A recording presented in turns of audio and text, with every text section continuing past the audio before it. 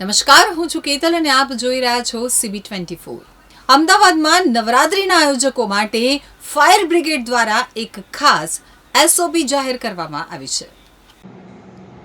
આગામી 22 સપ્ટેમ્બરથી નવરાત્રિનો તહેવાર શરૂ થવા જઈ રહ્યો છે, ત્યારે અમદાવાદ શહેર ફાયર બ્રિગેડ દ્વારા ગરબા આયોજકો માટે ખાસ માર્ગદર્શિકા બહાર પાડી છે. આ ગાઈડલાઇનનો મુખ્ય હેતુ મોટી સંખ્યામાં ઉમટી પડતા ખેલૈયાઓની સલામતી સુનિશ્ચિત કરવાનો છે. તો ગરબા આયોજકોએ ફાયર, પોલીસ અને અન્ય સંબંધિત વિભાગો પાસેથી NOC મેળવવું ફરજિયાત છે. આ ઉપરાંત આયોજકોએ ફાયર સેફટીના નિયમોનું પાલન કરવાનું રહેશે, જેમાં ઇમરજન્સી ગેટ, ફાયર એક્સટિંગ્યુશન અને અન્ય સલામતીના પગલાંનો સમાવેશ થાય છે. આયોજકોએ ઓનલાઈન અરજી કરી અને નિર્ધારિત દસ્તાવેજો જમાલપુર ફાયર સ્ટેશન ખાતે રજૂ કરવાના રહેશે. તો અમદાવાદમાં નવરાત્રિના 9 દિવસ દરમિયાન વિવિધ પાર્ટી પ્લોટ ક્લબમાં મોટા પાયે ગરબાનું આયોજન કરવામાં આવતું હોય છે. મોટી સંખ્યામાં ખેલૈયાઓ ગરબા રમવા માટે આવતા હોય છે, ત્યારે અમદાવાદ શહેર ફાયર બ્રિગેડ દ્વારા જાહેર જનતાની સલામતીને ધ્યાનમાં રાખી નવરાત્રિના આયોજકો માટે ખાસ ગાઈડલાઇન બહાર પાડી છે. નવરાત્રિ ગરબાના સંચાલકો દ્વારા Gujarat fire prevention and life safety measures act rules અને રેગ્યુલેશન તેમજ વખતોવખતના સુધારા નેશનલ બિલ્ડિંગ પાર્ટ 4 IS 8758 મુજબની જોગવાઈ ઉપલબ્ધ કરાવવાનું સેલ્ફ ડિક્લેરેશન ₹300ના સ્ટેમ્પ પેપરમાં ફોટો નોટરી કરાવવાનું રહેશે, જેને અચૂક રજૂ કરવાનું રહેશે. તો નવરાત્રિના આયોજકોએ કયા કયા નિયમો પાળવાના રહેશે તેની વાત કરીએ તો નવરાત્રિ આયોજક દ્વારા કોઈ પણ મંડપ, પંડાલ કે ટ્રેમ્પી સ્ટ્રક્ચરનું સ્ટેજ બનાવે ત્યારે સ્કૂલ, હોસ્પિટલ, જ્વલનશીલ પદાર્થના ગોડાઉન ઇત્યાદિથી દૂર નિર્માણ કરવાનું રહેશે. આ માટે મંડપમાં ફાયરના વાહનો આવી શકે તે મુજબ રોડ રસ્તા ખુલ્લા રાખવાના રહેશે તથા અવરોધક વસ્તુઓ દૂર કરવાની રહેશે. આ સિવાય પંડાલની કેપેસિટી મુજબના વ્યક્તિઓને પ્રવેશ આપવાનો રહેશે. વ્યક્તિ દીઠ ઓછામાં ઓછી 1 સ્ક્વેર મીટર જગ્યા રહે તે મુજબ પ્રવેશ આપવાનો રહેશે. નવરાત્રિના પંડાલમાં ફિક્સ પાર્ટીશન કરવાનું રહેશે નહીં. ઇમરજન્સીના સમયે વ્યક્તિઓ સહેલાઈથી ઇમરજન્સી એક્ઝિટ તરફ જઈ શકે તે મુજબ રસ્તા ખુલ્લા રાખવાના રહેશે. તો નવરાત્રિ આયોજક દ્વારા ઓછામાં ઓછા 2 ઇમરજન્સી એક્ઝિટ રાખવાના રહેશે, જે પરસ્પર વિરુદ્ધ દિશામાં હોવા જોઈએ. ગેટની સામેના ભાગે 5 મીટર ખુલ્લું હોય તે મુજબનું રાખવાનું રહેશે. આ ઉપરાંત નવરાત્રિ આયોજક દ્વારા સિટિંગ વ્યવસ્થાથી બહાર નીકળવાનો રસ્તો 15 મીટરથી વધારે ન હોવો જોઈએ. નવરાત્રિ આયોજક દ્વારા કરવામાં આવેલા સિટિંગ વ્યવસ્થામાં સીટની 10 રો અને 10 બેઠક પછી પેસેજ આપવામાં આવેલો હોવો જોઈએ, જેની પહોળાઈ ઓછામાં ઓછી 1.5 મીટર હોવી જોઈએ. આ ઉપરાંત નવરાત્રિ આયોજક દ્વારા કોઈપણ મંડપ, કોઈપણ પ્રકારની ભઠ્ઠી, electric substation, electric transformer, electric high tension કે રેલવે લાઇન દૂર કરવાના રહેશે અને 2 સ્ટ્રક્ચર વચ્ચે 2 મીટરથી ઓછું અંતર હોવું જોઈએ. સંચાલકો દ્વારા ધાર્મિક હેતુ માટે કરવામાં આવતા હવન, નાના હવનકુંડનો ઉપયોગ કરવામાં આવે ત્યારે પૂરતી ફાયર સેફટીની સુવિધા ઉપલબ્ધ કરવાની રહેશે તથા આવી જગ્યાની છત ઉપર GI શીટ 6 સેન્ટીમીટર કરતાં ઓછી ન હોય તે મુજબની રાખવાની રહેશે. આ ઉપરાંત સંચાલકો દ્વારા મંડપમાં આવતી જનમેદનીની સૂચના આપવા અચૂક પબ્લિક એડ્રેસ સિસ્ટમ રાખવાની રહેશે. આયોજક દ્વારા કોઈપણ સ્ટ્રક્ચરની અંદર કોઈપણ પ્રકારના સ્ટોલ બનાવવાના રહેશે નહીં તથા આ સ્ટ્રક્ચરના સ્ટેજની નજીક કે સ્ટેજના નીચેના ભાગમાં આગ લાગી શકે તેવા કોઈપણ પ્રકારના ઘન કે પ્રવાહી પદાર્થનો સંગ્રહ કરવાનો રહેશે નહીં.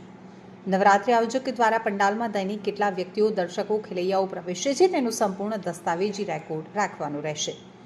આયોજકો દ્વારા ડીઝલ જનરેટર સ્ટેજ અને અન્ય પંડાલથી દૂર અંતરે રાખવાનું રહેશે.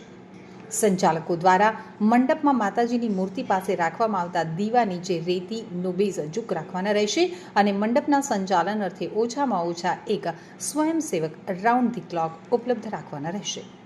સંચાલકો દ્વારા આવા પંડાલમાં કે પંડાલની બહાર ફાયર ક્રેકર્સ અને રસોઈ બનાવવાની સામગ્રી, LPG ગેસ સિલિન્ડર તેમજ ધૂમ્રપાનના સાધનો કે આગ લાગી શકે તેવા કોઈપણ પદાર્થ કે જૂથ ઇત્યાદિ રાખવાના રહેશે નહીં. આયોજકો દ્વારા મંડપમાં કરાવવામાં આવતા ઇલેક્ટ્રિક વાયરિંગ પ્રવર્તમાન વીજળી અધિનિયમ મુજબના કરાવવાના રહેશે તથા મંડપમાં કરવામાં આવેલ તમામ ઇલેક્ટ્રિક વાયરિંગ અને ગવર્મેન્ટ અપ્રૂવ્ડ ઇલેક્ટ્રિક ઇજનેર પાસે ચકાસણી કરાવવાની રહેશે. ઇલેક્ટ્રિક વીજ ઉપકરણોનું ઇન્સ્ટોલેશન IS 1646-1982 મુજબ કરાવવાનું રહેશે. પંડાલમાં કરવામાં આવનાર વાયરિંગ પીવીસી આવરણવાળા કંડક્ટર અથવા ટફ રબર વલ્કેનાઇઝેશન કરેલ હોવા જોઈએ. વાયરિંગના તમામ જોઈન્ટ પોર્સેલેઇન ઇન્સ્યુલેટેડ કનેક્ટર્સથી કરવાના રહેશે. આયોજકો દ્વારા ઇલેક્ટ્રિકનું મુખ્ય સ્વિચબોર્ડ એસી અથવા જીઆઈમાં બનાવવામાં આવેલ હોવું જોઈએ તથા આવા હંગામી મંડપથી દૂરના અંતરે electric junction board piloting light સાથે ઉપલબ્ધ કરાવવાના રહેશે. સંચાલકો દ્વારા કોઈપણ પ્રકારના ઇલેક્ટ્રિક લાઇટિંગ બલ્બ કે ટ્યુબ લાઇટ કે તેના કોઈ પાર્ટ્સ મંડપના કોઈ ભાગ કે સુશોભન અથવા સળગી ઉઠે તેવી જ્વલનશીલ સામગ્રીથી ઓછામાં ઓછા 15 સેન્ટીમીટર દૂર રાખવાના રહેશે. આ ઉપરાંત ઇન્ટરનેટ ઓફ થિંગ્સ એટલે કે બેઝ ઇલેક્ટ્રિક સિસ્ટમ ઇન્ક્યુમેન્ટ હોય અને કનેક્શન કરવું ફરજિયાત છે. નવરાત્રિ આયોજક દ્વારા સ્ટ્રક્ચરની અંદર તથા બહાર સરળતાથી વાંચી શકાય તે મુજબ અચૂક ઓટો ગ્લો મટીરિયલના સાઇન લગાવવાના રહેશે, જેમાં no smoking zone, exit, emergency exit લખવાનું રહેશે.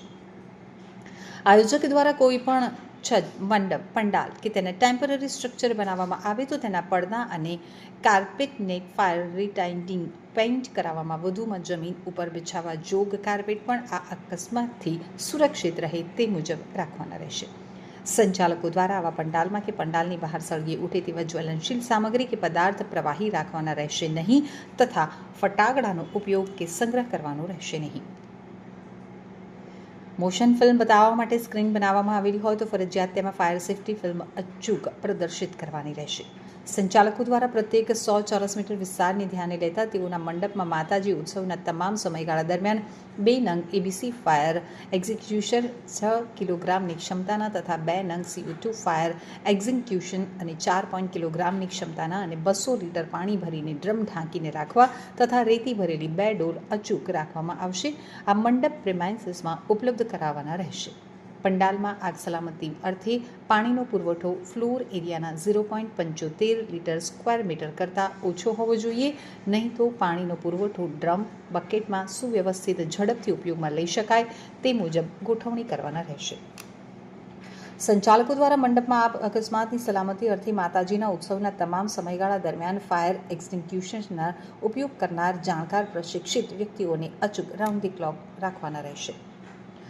તો સંચાલકોએ આ તમામ સૂચના ફક્ત ફાયર સેફ્ટીની સલામતી અર્થે આપવામાં આવે છે. ફાયર વિભાગ સિવાયની અન્ય ઓથોરિટી જેવી કે પોલીસ વિભાગ, ટ્રાફિક વિભાગ, મ્યુનિસિપલ કોર્પોરેશનના અન્ય વિભાગો થકી આપવામાં આવતી સૂચનાઓનું પાલન તથા અમલવારી કરી અલગથી લાગત વિભાગના ના વાંધા પ્રમાણપત્ર મેળવી લેવાના રહેશે.